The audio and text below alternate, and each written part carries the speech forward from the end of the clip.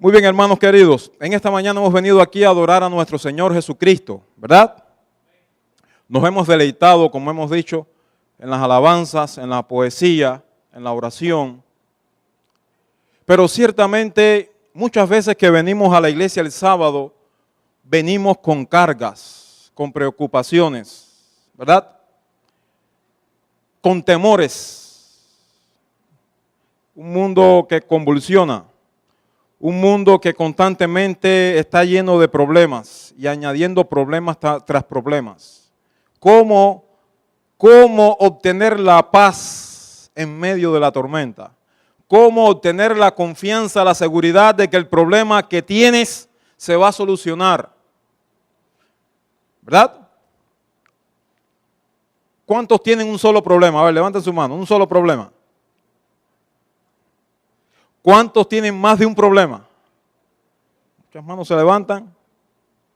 Yo ahorita cuando la hermana pedía la oración me paré porque uno de mis mayores problemas en este momento es mi papá, que no está bien de salud y que está muy ligado al alcohol. No se ha bautizado, va a la iglesia de vez en cuando y le estoy pidiendo mucho a Dios para que antes de que sea tarde él pueda entregar su vida a Dios. Y me preocupa el estado de mi papá físico y espiritual. Pero ¿cuál será nuestro mayor problema en esta mañana? Es la pregunta que quisiéramos tener en mente para introducir el mensaje, la reflexión de esta mañana. ¿Cuál es el mayor problema mío en esta mañana? ¿Cuál es el mayor problema de mi familia en esta mañana? ¿Cuál es el mayor problema de mi iglesia aquí en El Doral en esta mañana? ¿Qué es lo que más nos preocupa? ¿Qué es lo que más nos duele? ¿Será la muerte? Siempre que estudiamos con las personas para bautizarse y les hablamos de los problemas del ser humano, le decimos nuestro mayor problema es la muerte. Y le decimos automáticamente, pero ya ese problema Jesús lo solucionó, porque Él murió en la cruz para salvarnos de la muerte, rescatarnos y darnos vida eterna. ¿Cuál es nuestro mayor problema? En verdad, ¿será la muerte? No. Ante la muerte de Lázaro, Jesús oró. ¿Y qué hizo Lázaro? Resucitó. Jesús pudo consolar el sufrimiento del corazón de aquellas hermanas, devolviéndole la vida a Lázaro después de una oración hecha a su Padre Celestial. Así que descartamos la muerte. Ya la muerte no es el mayor problema del ser humano. ¿Será el hambre? En cierta ocasión habían miles de personas hambrientas. ¿Y qué hizo el Señor? ¿Qué hizo? Oró a su Padre Celestial nuevamente. Y las multitudes fueron, ¿qué cosa? Alimentadas. Entonces, si no es la muerte, no es el hambre, tampoco es el trabajo, porque trabajamos para comer. Con el sudor de tu rostro comerás el pan. Pero aunque no haya trabajo, aunque no haya un salario abundante, Jesús demuestra en su palabra que mediante la oración aún el hambre se puede solucionar. Se soluciona el hambre, pues entonces el trabajo tampoco es problema. ¿Cuál es nuestro mayor problema, iglesia? La lectura bíblica fue Lucas 11, versículo 1. Y vamos a leer hasta el versículo 13 para entrar en el contexto de este versículo número 1, donde dice que aconteció que estaba Jesús orando en cierto lugar y cuando terminó uno de sus discípulos le dijo, Señor, enséñanos a orar como también Juan enseñó a sus discípulos. Este discípulo tenía un problema. A pesar del tiempo que llevaba siguiendo a Jesús, a pesar del tiempo que llevaba ya bautizado, a pesar de que ya guardaba el sábado, ya no comía carnes inmundas, tenía un problema. No sabía orar. Es posible que este discípulo ya en este entonces sabía que mediante la oración todos los problemas que se le pusieran en el camino iban a tener ¿qué cosa? Solución. Y en esta mañana Dios quiere que tú y yo una vez más o quizás por primera vez interioricemos, asimilemos, imprimamos bien ahí en nuestro sentido, en nuestro cerebro, en nuestro corazón, que en esta mañana nuestro único problema es que aprendamos a orar. Porque el día que aprendamos a orar como Jesús oraba, todos los problemas desaparecerán. Todos los problemas desaparecen cuando la iglesia ora como Jesús oró. De manera que le preguntó, Señor, enséñanos a orar como Juan enseñó a sus discípulos. Y el Señor le respondió, mira, cuando ores, debes decir, Padre nuestro que estás en los cielos, santificado sea tu nombre. Venga tu reino, hágase tu voluntad como en el cielo, así también en la tierra. El pan nuestro de cada día, dánoslo hoy. Y perdónanos nuestras deudas así como nosotros perdonamos a los que nos deben. Y no nos metas en tentación, mas líbranos del mal. Mientras Jesús estaba diciéndole teóricamente lo que debían hacer para orar, los discípulos estaban sentados haciendo así con la cabeza.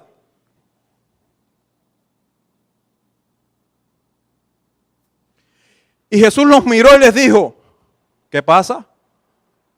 ¿Por qué me miran con esa ironía? ¿Les estoy enseñando a orar?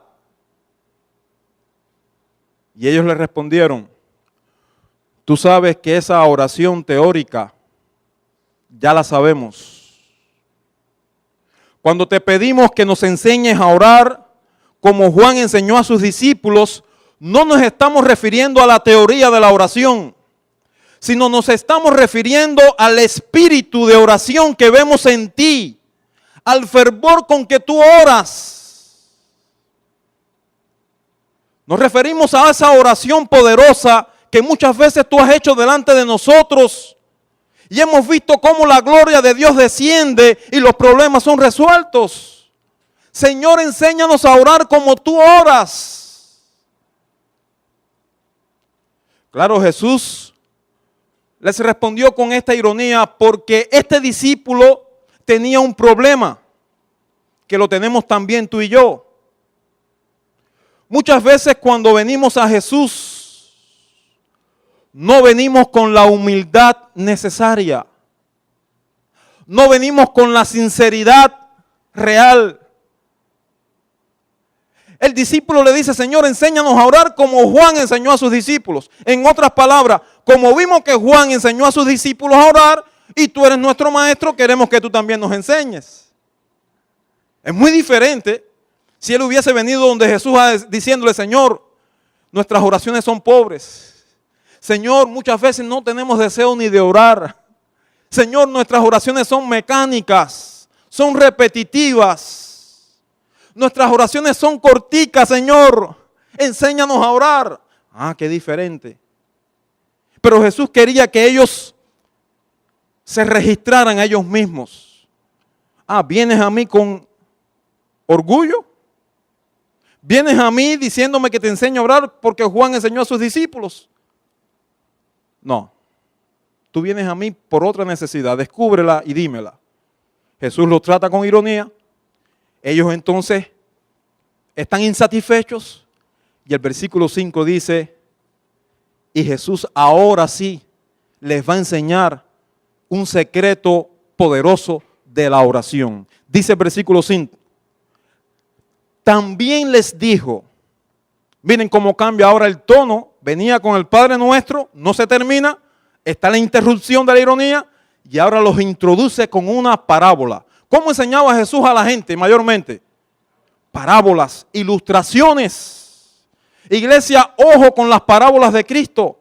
Allí están los secretos de las enseñanzas de Él. Y les dijo, ¿quién de ustedes tendrá un amigo e irá a él a medianoche y le dirá, amigo, préstame 3 panes, porque un amigo mío ha venido a mí de camino y no tengo qué ponerle delante. Y él, desde adentro respondiendo, dirá, no me seas molesto, la puerta está ya cerrada y mis niños están conmigo en cama. No puedo levantarme y dártelos. Os digo que aunque ese amigo no se levante a darle los panes a su otro amigo, no obstante, por su importunidad, por su perseverancia, otras versiones dice, por caerle pesado, insistente, constante, se levantará y le dará todo lo que necesite. Por cansarlo, porque le ha dicho tantas veces, vete, estoy durmiendo, déjame tranquilo, la puerta está... Pero el otro sigue insistiendo, insistiendo. Ya, para que me dejes tranquilo, todo lo que tú necesites te voy a dar. A ver, ¿qué es lo que tú quieres? Dice que todo lo que necesite se lo dará. Dice Jesús, y yo os digo, pedid y se os dará, buscad y hallaréis, llamad y se os abrirá, porque todo aquel que pide recibe, y el que busca halla, y al que llama se le abrirá. ¿Y quién de vosotros, siendo padre, si su hijo le pide pan, le dará una piedra? O si pescado, en lugar de pescado, le dará una serpiente? O si le pide un huevo, le dará un escorpión. Pues si ustedes, siendo malos, saben dar buenas dádivas a vuestros hijos, cuánto más vuestro Padre Celestial dará el Espíritu Santo. ¿Qué dará el Padre Celestial? El Espíritu Santo a los que se lo pidan. ¿Sabes? En una ocasión escuché a una líder de la iglesia que trabaja en una unión. Ella hablaba acerca de la oración, era un seminario. Y ella decía, hace algunos años yo sentía repugnancia de la oración. Ella cuenta que muchas veces en los círculos de reuniones que tenían en la iglesia y en la misma iglesia, cuando alguien se ponía al frente e iba a pedir en ese momento que se tuviera una oración pública, ella pellizcaba a su niñito que estaba a su lado de 2 añitos, lo pellizcaba para que el niño llorara y en ese momento esa era la coartada, la justificación para salir con el niño llorando para afuera de la iglesia o del lugar donde se iba a orar. Y ella confesaba allí públicamente que sentía rechazo a la oración. Es más, como era líder de la iglesia porque tenía sus talentos, muchas veces a ella misma se le pedía, por favor, hermana, usted puede venir a tenernos la oración acá.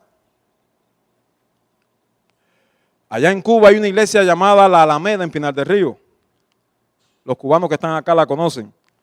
Y ahí había un diácono muy recto, muy sabio, muy espiritual. Y no sabía qué hacerse con los hermanos irreverentes que salían del templo para en el patio de la iglesia estar conversando. Muchas veces esa conversación interrumpía el culto de adentro. Y a él se le ocurrió un día algo. Él decía, bueno, no les puedo pegar. Si los regaño, estoy también hablando e interrumpiendo el culto de adentro. Además, soy yo solo contra tanta gente irreverente. Se le ocurrió algo. Los sábados él comenzó a, siempre que veía a alguien fuera del templo, conversando, vamos a orar. Y dice que desde que él comenzó a hacer eso, la reverencia mejoró muchísimo en la iglesia. La gente cuando salía para el patio a conversar y lo veían allá parado orando, entraban para adentro de nuevo. Allá en el seminario donde soy preceptor, los muchachos que conocieron la historia de este diácono comenzaron a hacer lo mismo. Allá hay cerca de 24 cubículos donde hay 16 estudiantes en cada uno. Algunos muchachos quieren a las 10 de la noche apagar la luz y dormir, pero hay otros que quieren seguir después de las 10 conversando. Y se están hasta las 11, hasta las 12, ¿verdad, Edwin? ¿Qué hacían algunos de ellos? A las 10 en punto, cuando entraban otros muchachos de otros cubículos, decían, muchachos, no botaban a nadie del cuarto, pero le decían, muchachos, llegó la hora de la oración, vamos a orar. Y cuando se bajaban de la cama, que abrían los ojos, ya no quedaba un alumno ya dentro de su habitación. Todos se habían ido. Ustedes se ríen y ciertamente son historias que dan risa, pero en el fondo de nuestro corazón debemos reconocer que muchas veces rehuimos a la oración. En estadísticas que se han hecho aquí en los Estados Unidos, se ha demostrado que el cristiano profeso aquí en los Estados Unidos, por lo regular, ora 8 minutos a la semana. Si distribuimos esos 8 minutos en los días de la semana, 1 minuto y 1 segundos es el tiempo que por lo regular los cristianos oran, según esa estadística. No es extraño entonces que tengamos tantos problemas. Y a veces yo digo, Señor, si tenemos tantos problemas y no oramos, ¿qué sería si no tuviéramos problemas? A veces hay que darle gracias a Dios por los problemas. Porque nuestra necesidad es la oportunidad de Dios. Y si vamos a la Biblia, no hay tiempo para ello, usted va a ver que todas esas personas catalogadas como hombres y mujeres de oración, Dios buscó que tuvieran algún problema duro. Y como no pudieron humanamente resolver el problema, tuvieron que recurrir entonces al Dios que todo lo puede. Y es así como Dios hizo de ellos mujeres y hombres de oración. En esta mañana Dios quiere que tú sepas y que yo sepa que nuestros problemas no son desgracias. Nuestros problemas son oportunidades para ejercitar nuestra fe y poder ver la gloria de Dios en nuestras vidas. Para el cristiano que tiene un Dios tan grande como el nuestro, los problemas no son desgracias, son oportunidades que nos permiten ver la gloria de Dios cuando enfrentamos el problema mediante la oración. Elena de White habla acerca de la oración. Aquí nuestro hermanito nos va a poner un pensamiento White donde se presenta la oración como el ejercicio más importante. El ejercicio más importante. Ahorita el pastor hablaba de la predicación, del estudio de la Biblia y de la oración. La pregunta es, ¿cuál de esos tres, pastor, debe ser al que más atención debemos prestarle? ¿Habrá uno de esos tres que sea más importante que los demás? Dice allí, la oración es el ejercicio más santo del alma. Debe ser sincera, humilde y ferviente. Los deseos de un corazón renovado, exhalados en la presencia de un Dios santo. Cuando el suplicante sienta que está en la presencia divina, se olvidará de sí mismo. El ejercicio más, ¿qué dice? Más santo. Dice, este suplicante no tendrá deseo de ostentar talento humano. No tratará de agradar el oído de los hombres, sino de obtener la bendición que su alma anhela. Joya de los Testimonios, página 61. Comienza diciendo este pensamiento que es el ejercicio más ¿qué? Más santo. La oración es el ejercicio más santo. ¿Qué significa que es el ejercicio más santo? Significa que es el ejercicio que más nos santifica. Pero también significa que es el ejercicio más difícil. Porque ¿cómo pedirle a los pecadores practicar algo tan santo?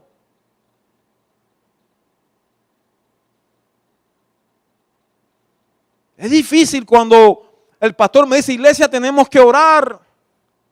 Es difícil cuando los hermanos dicen, tenemos que orar más, tenemos que humillarnos más. Porque hay una ley en nuestro cuerpo, dice San Pablo, la ley del pecado, que se revela contra la ley de mi mente. Y aunque sé que debo orar más, aunque sé que debo humillarme más delante de Dios, la ley del pecado que está en mi cuerpo y en mis miembros no me dejan. Y realmente cuando analizo el día que pasé hoy y digo, ¿qué tiempo dediqué a orar? veo que estoy con una puntuación descalificada delante de Dios. ¿Qué hacer entonces cuando no hay deseo de orar?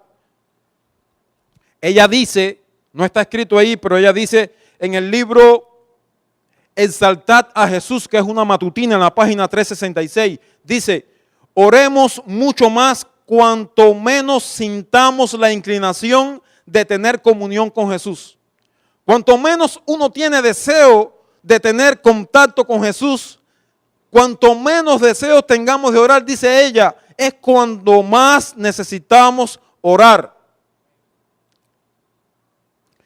Si así lo hacemos, quebrantaremos las trampas de Satanás, desaparecerán las nubes de oscuridad y gozaremos de la dulce presencia de Jesús. ¿Ustedes se acuerdan de la historia de Jacob cuando Dios le cambió el nombre? Y le dijo, tú has vencido, has peleado con Dios y con los hombres y has vencido. Y tu nombre, que era Jacob el usurpador, Jacob el mentiroso, ahora será Israel, vencedor. Si usted estudia el capítulo 32 de Génesis, va a ver que Jacob, antes de luchar con el ángel, antes de pasar a su familia al otro lado del río y quedarse solo, él había hecho oraciones, donde había dicho, Dios de Abraham, Dios de Isaac, tú que me prometiste que mi descendencia sería más grande que la arena del mar. Jacob había hecho un culto, un altar a Dios, en el versículo 1 del capítulo 32, porque había visto que los ángeles estaban en el campamento y dijo, este es campamento de Dios. Y es verdad que Dios había mandado a los ángeles, porque Dios quería darle a Jacob seguridad de que su encuentro con Esaú estaba bajo control, porque los ángeles de Dios lo iban a defender. Pero me llama la atención que Jacob, después de haber orado tanto, dice la Biblia, que no conciliaba el sueño por la noche, sino que a medianoche se levantaba y comenzaba a tramar planes humanos de presentar a sus siervos y a sus siervas con el ganado delante de su hermano para aplacar su ira. Plan humano. Jacob no recibe la bendición de Dios hasta que no pasa a su familia del otro lado, hasta que no pasa todas sus pertenencias del otro lado del río. Y dice el versículo 24 que se queda de esta parte del río, ¿cómo? Solo. Jacob se quedó solo. Y mientras oraba, vino un varón de Dios y comenzó a luchar con él. Y fue allí donde Jacob obtuvo la victoria. El cambio de nombre de Jacob a Israel simboliza un cambio de carácter, simboliza un cambio de naturaleza, simboliza que en ese momento Jacob recibió la conversión. Significa que en ese momento Jacob fue lleno del Espíritu Santo. Y cuando el Espíritu Santo llegó a ese corazón de Jacob, su temor desapareció. Porque cuando el Espíritu Santo viene a nuestra vida, trae paz, trae gozo, trae amor, trae fe y confianza en Dios. Y Jacob estaba necesitado de esa fe y de esa confianza en Dios. El gran temor que había en el corazón de Jacob no era que Esaú le arrancara la cabeza. El gran temor de Jacob era que Esaú o alguno de sus hombres lo mataran antes de recibir la bendición de Dios. Por tanto, lo que más necesitaba Jacob, ¿qué cosa era? La bendición de Dios. No la tenía, no sentía paz en su corazón, no sentía consuelo, no sentía fe. Oraba en público delante de su familia, pero todo era superficial. Y en esta mañana, si somos sinceros, tenemos que reconocer delante de Dios que muchas veces, Señor, oramos, muchas veces alabamos, muchas veces predicamos, pero todo es superficial. Y la gente nos miran al rostro y se dan cuenta. No reflejamos ese gozo del cual hablamos. No reflejamos esa paz de la cual hablamos. No sentimos ese amor aún por nuestros enemigos del cual hablamos. Y es porque sencillamente la vasija está vacía, Señor. El templo del Espíritu Santo está vacío. Porque no hemos aprendido a luchar con Dios y con los hombres, ni hemos vencido como Jacob. La oración, hermanos queridos, muchas veces está muy lejos de ser lo que a veces pensamos. Nuestras oraciones muchas veces no es otra cosa que un medio, un instrumento, una herramienta para pedirle a Dios que supla las necesidades temporales nuestras. Si cerramos los ojos y analizamos nuestras últimas oraciones durante esta última semana, nos vamos a dar cuenta. Hemos pedido por salud física, hemos pedido por trabajo, hemos pedido por cuántas cosas temporales. Pero cuánto en esta última semana le hemos pedido a Dios por un cambio de corazón. Cuánto en esta última semana le hemos confesado a Dios mediante la oración los sentimientos y los pensamientos pecaminosos que hay en nuestra mente. ¿Cuánto en esta última semana le hemos dicho, Señor, yo no tengo deseo de orar? Señor, pon en mí el deseo de comulgar más contigo. Señor, pon en mí el deseo de estudiar más tu palabra. Señor, santifica mi vida. Señor, no me levantaré de aquí hasta que no me bendigas. ¿Cuántas veces el Señor ha podido escuchar esa entrega del yo? Esa humillación delante de su mano poderosa. Muy pocas veces. Estamos en el tiempo final, sí. Muchos dicen, pastor, pero yo creo que si yo soy sincero, si yo soy sincera delante de Dios, aunque yo no me haya convertido, aunque yo no me haya transformado, el Señor tendrá misericordia de mí. ¿Lo hemos pensado, sí o no? Yo hasta lo he escuchado. Y en esta mañana, en esta tarde ya, si hay algo que sí debemos tener presente en nuestra mente, es que eso no es real. Si todo lo que hemos dicho se te olvida, no importa, pero esto no se te puede olvidar y esto está escrito por la pluma inspirada. ¿Se recuerdan allá en Mateo capítulo 7, versículo 21? Aquella gente que dice que vendrán, Señor, Señor, en tu nombre hicimos milagros, en tu nombre predicamos el evangelio, en tu nombre, y el Señor les dirá, apartaos de mí, hacedores de maldad, no los conozco. Esa persona tenía deseo de salvarse, ¿sí o no? Esa persona esperaba salvarse, ¿sí o no? Apartaos de mí, fue la respuesta del Señor. No os conozco. Y hay un pensamiento guay que nos dice, ahí muy bien, aunque sinceros, lo titulamos, dice, desear ser bondadosos y santos es rectísimo, muy recto, querer ser bondadoso y santo. Pero si no pasáis de esto, de nada os valdrá. Muchos se perderán esperando y deseando ser cristianos, porque no llegan al punto de dar su voluntad a Dios. No deciden ser cristianos, ¿cuándo? Ahora. Camino a Cristo, página 48. Necesitamos ser cristianos ahora. No podemos seguir postergando nuestra conversión. No podemos seguir postergando nuestra decisión de ser cristianos en serio. ¿Y qué cosa es un cristiano? ¿Qué es un cristiano? Yo tenía muchas definiciones de lo que era un cristiano. Pero hace algún tiempo, después de tratar de poner en práctica tantas definiciones, he encontrado esta y creo que el Señor me ha ayudado a darme cuenta que yo estaba equivocado.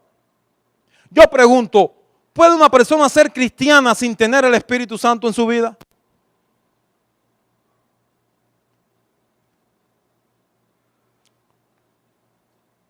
¿Habrá manera de que yo sea cristiano por mí mismo?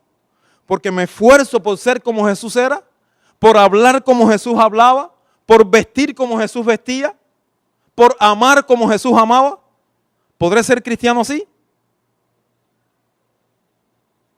Ella dice, los que tratan de ser cristianos así son metal que resuena y címbalo que retiñe, dice ella. Ella dice que ser cristiano de esa manera a la fuerza, ser cristiano porque vengo a la iglesia todos los sábados, ser cristiano porque me bauticé, soy adventista, ser cristiano porque no como carne inmunda, porque me visto decentemente, porque me esfuerzo por no decir mentira, dice ella, es árido formalismo, gravosa y vil tarea.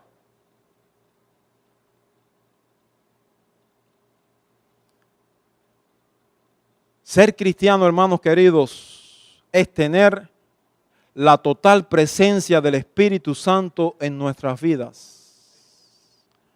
Y cuando esa presencia del Espíritu Santo está en nuestra vida, no es otra cosa de que Cristo mismo ha venido a nuestra vida. No es otra cosa que haber abierto la puerta del corazón porque hemos escuchado su llamado. Yo estoy a la puerta y llamo, si alguno abre la puerta entraré, cenaré con él y él conmigo. Eso es ser un cristiano genuino. Dice, todos están en peligro ante las tentaciones. Es lo que habla ese contexto de la página 25 de Joya de los Testimonios. Todos están en peligro, pero si andamos humildemente y con oración, saldremos del proceso de las pruebas más preciosos que ¿qué?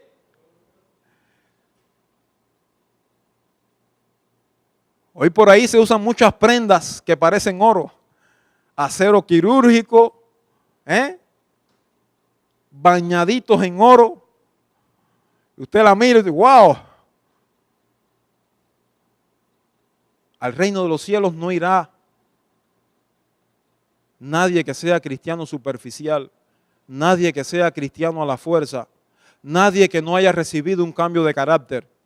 Porque Jesús nos ama tanto que si nos lleva al reino de los cielos sin ser transformados, el cielo sería el infierno para esa persona. Estar en el reino de los cielos, alguien cuya naturaleza no ha sido transformada, sería una tortura. Y por amor, para que el cielo no sea un infierno, para que el cielo no sea una tortura, el Señor nos pide, por favor, hijo mío, abre la puerta de tu corazón, déjame entrar. Humíllate bajo mi poderosa mano para que al debido tiempo seas exaltado. Por eso en esta parábola el Señor Jesús dice que el amigo que está dentro, ¿a quién representa? El amigo que está dentro, que no se quiere levantar para darle el pan al otro amigo, ¿a quién representa? ¿A quién? A Dios. Pero este amigo que está buscando demorarse, porque mientras él se demora y le dice, vete de aquí, déjame dormir, no me molestes más, ¿sabe qué está buscando Dios? La humildad del que está allá afuera tocando. Humíllate. Dios siempre va a demorar su respuesta a nuestras oraciones. Porque quiere buscar que pasemos más rato humillados delante de Él. Porque es la manera de que Dios nos ayude a despojarnos del orgullo y del egoísmo que nos aprisiona y que nos hace ser como no queremos ser. En esta tarde aquí hay habemos personas aquí que muchas veces le respondemos a nuestra esposa, a nuestro esposo, a nuestro familiar, a nuestro hermanito de la iglesia, a nuestro compañero de trabajo. Personas que responden ante una ofensa en la calle de una manera no cristiana. Porque el orgullo y el egoísmo todavía está sentado en el trono del corazón. El pecado más terrible que deambula por esta tierra no es el robo, ni la fornicación, ni el adulterio. El pecado más terrible que deambula por esta tierra se llama orgullo. Es el padre de todos los pecados. Y si hay algo que Dios quiere que habite en nuestra vida, es la humildad. Y para ello Él muchas veces demora en responder nuestras oraciones, para que nos humillemos. Tanto es así que Jesús después usa otra parábola, la de la viuda que venía al juez. Un juez que era déspota, que era tirano, que era despiadado. Y dice que la viuda venía todos los días y le tocaba la puerta: juez, haz justicia a mi problema, haz justicia contra mi adversario. Y el juez demoraba y la viuda venía todos los días: Señor. Hasta que el juez dijo: esta viuda ya me tiene cansado. No temo ni a Dios ni a los hombres, pero para que no me agote mi paciencia, le voy a dar lo que me concede, lo que me está pidiendo. Dios quiere que en esta tarde, iglesia, acabemos de ver de una vez y para siempre que Dios no necesita recibir información de lo que necesitamos temporalmente. Porque Él dijo: busca primeramente mi reino y mi justicia, y las demás cosas vendrán por añadidura. No gastes más el precioso tiempo de la oración pidiéndole a Dios cosas terrenales. Dios conoce hasta los cabellos de nuestra cabeza cuántos son. Jesús dice aquí al final de la parábola: si ustedes que son malos saben dar buenas cosas a vuestros hijos, cuánto más vuestro Padre Celestial dará el Espíritu Santo a los que se lo pidan. Dios quiera que en esta tarde su pueblo, su iglesia aquí en el Doral, aquellos que han venido con sus cargas y sus trabajos, aquellos que están luchando con Dios porque quieren ser mejor, quieren agradarle más, quieren glorificar más su nombre, entendamos que la oración es el medio más poderoso para santificar nuestras vidas y nuestro carácter. Que necesitamos dedicar más tiempo. No podemos seguir orando de manera superficial. Si queremos el reino de los cielos, no podemos seguir orando de la manera en que lo estamos haciendo. Ni en el poco tiempo que lo hacemos, ni en las mismas palabras que cada día le repetimos. No sé cuánto han visto la película Cuarto de Guerra. ¿La han visto? Cuarto de Guerra.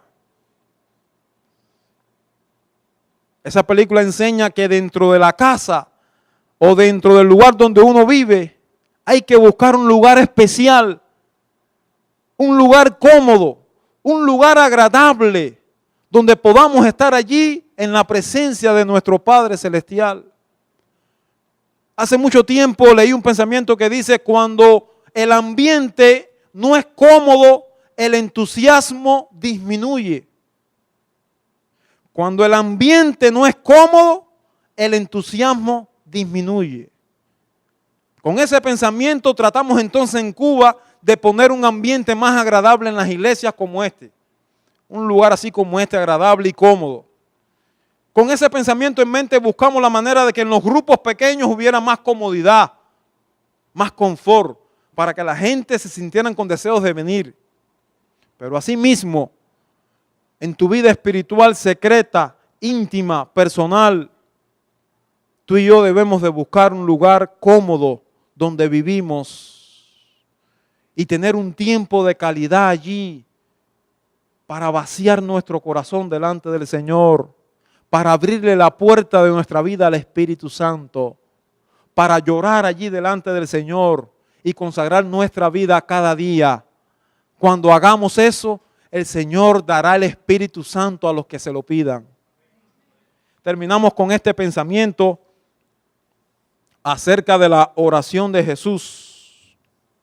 Así que comenzó la lectura bíblica diciendo que Jesús venía de un lugar desierto donde había estado orando. Y entonces el discípulo le dijo: Señor, enséñanos a orar. Dice la pluma inspirada, hablando de la oración de Cristo. Cuando las ciudades eran acalladas en el sueño de la medianoche, cuando cada hombre había ido a su casa, Cristo, nuestro ejemplo, se dirigía al monte de los olivos y allí en medio de los árboles que le ocultaban, pasaba toda la noche en oración. Aquel cuya palabra levantaba a los muertos, cuya palabra calmó el mar tormentoso, era el que hacía súplicas con fuerte clamor y lágrimas en sus ojos. Súplicas con fuerte clamor y lágrimas en sus ojos. ¿Hay alguien en esta tarde que quiera levantar su mano y decir: Señor, dame un poquito de ese espíritu que movía al Señor Jesús a orar? Yo quiero que mis oraciones sean como la de Jesús, Señor. Enséñame, Señor, a orar. Enséñame a orar como un día tú enseñaste a tus discípulos. Que la paz de Dios sea con su iglesia en esta mañana. Y que al poner en práctica el mensaje que Dios ha tenido para nosotros en este día, su iglesia aquí en el Doral pueda crecer en cantidad y en calidad para honra y gloria de su nombre.